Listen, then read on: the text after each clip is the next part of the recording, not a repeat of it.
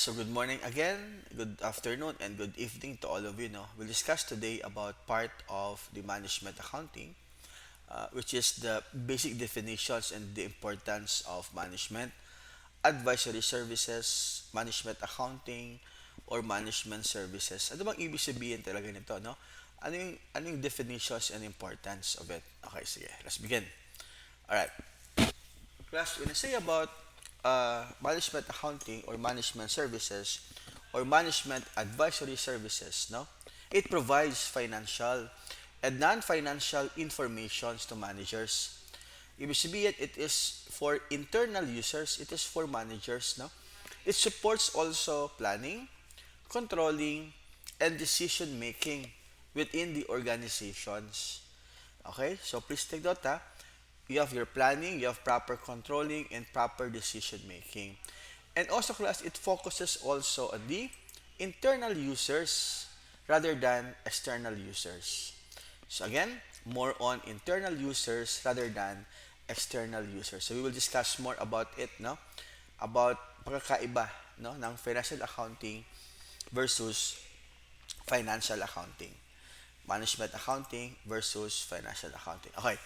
So according to the definitions of the Institute of Management Accountants, IMA daw or management accountant daw or accounting is the process of preparing management reports and accounts that provides management reports and accounts that provide accurate and timely financial and statistical information required by managers. Again, management accounting is the process of preparing management reports and accounts that provide accurate and timely financial and statistical information required by managers.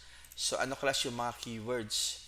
Timely management reports to provide accurate statistical information required by internal users na managers, no?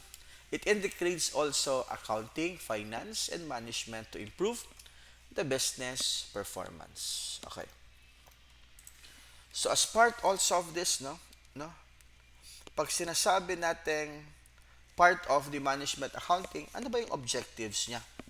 Number one, it assists the management in planning and forecasting. Number two, it facilitates decision making. That's the very important. No? Control business operations and evaluate the performance. It will also aid in formulating policies and strategies. And at the same time, it will also have to optimize the the the resource utilization. No, that's also one objectives of the management accounting.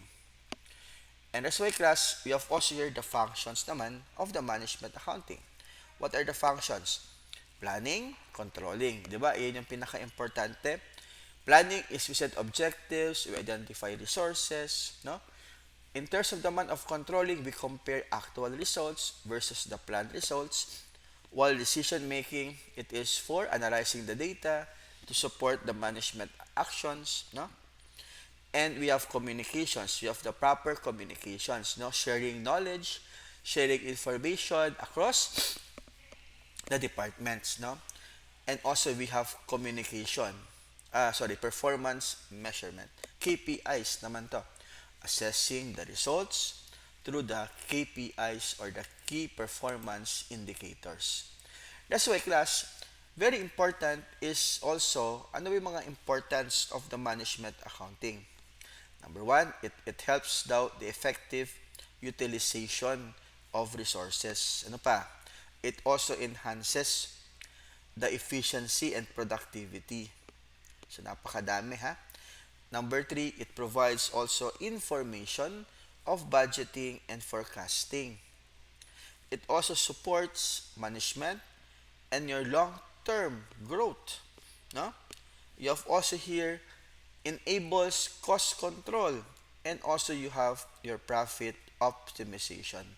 Lahat po yan ay importance of the management accounting. That's why, class, as part also of the management accounting, ano yung mga tools na ginagamit natin? Of course, yung ating budgetary control, we do budget, we do standard costing, we do marginal costing, break-even, ratio, cash flow, variance. Lahat po ito ay to be discussed no, in my video. No? Go to my video in my YouTube. Lahat yan ay mayroon no? To understand no, the details and the techniques na ginagamit natin in capital budgeting. Okay. Ito naman. Now, we'll discuss more about this one.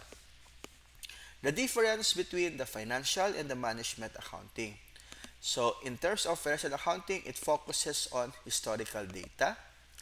It also aimed at external users like investors or creditors. Sa labas to ha, external users and must follow the accounting standards.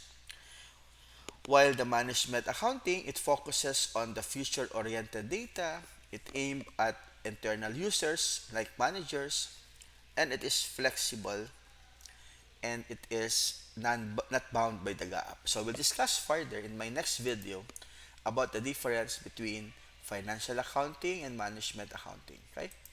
Alright. And also class, ano yung mga role ng management accountants? No?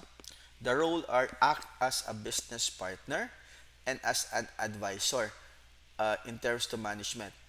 It also provides analysis and insights for decision making. Yes, it also ensures integrity and accuracy of the information.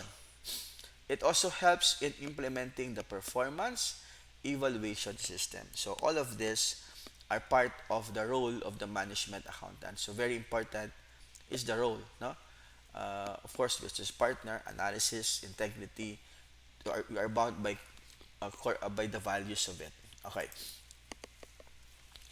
O ano naman yung mga advantages no, ng ating management accounting? So advantages are better planning and control. Okay? Also improve our decision making. So very important is about how you will be able to decide, particularly in terms of the management accounting.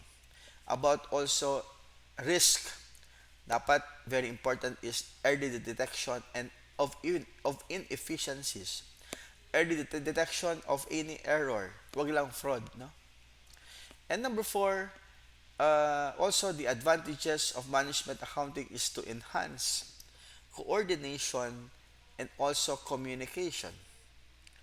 And the last one is to promote accountability and also the performance of it. No? So, accountability, responsibility, and also the performance or in terms of the evaluation. So, lahat to class ay part of the uh, or pros and con or pros or the advantages ng ating management accounting. Okay. So to end this, ano yung conclusions natin? Management accounting plays a vital role in a modern organization. Kaya ngayon, 'di ba ang tawag sa atin as accountant is a business partner. Why? Because we place or management accounting plays a vital role in a modern organization. Kahit saan, no, we have management accounting. Number two, it also bridges accounting and management, no, for strategic success. 'Di ba kaya nga, no, you have your accounting and management, ang sa gitna lahat, no, yung accounting, okay? You have your cost accounting, you have management accounting, and also we have our financial accounting. And because of this, no, it bridges uh, accounting and also the management for strategic success. And the last one, please take note, ngayon uso yung mga sustainable. Di ba? It help also the managers make informed decisions for sustainable growth. So that's the importance and the basic about the management accounting. So in my next video, I will discuss naman about the difference between the management accounting and financial accounting. So management accounting and FINAC, and also sino yung mga users ng ating management accounting. Kasi importante yan in computing or sorry, in analyzing or in getting the definitions, no? Ano ba ang importansya or importance of your management accounting? So again, thank you very much and hope to see you in my next video. So again, Bye bye.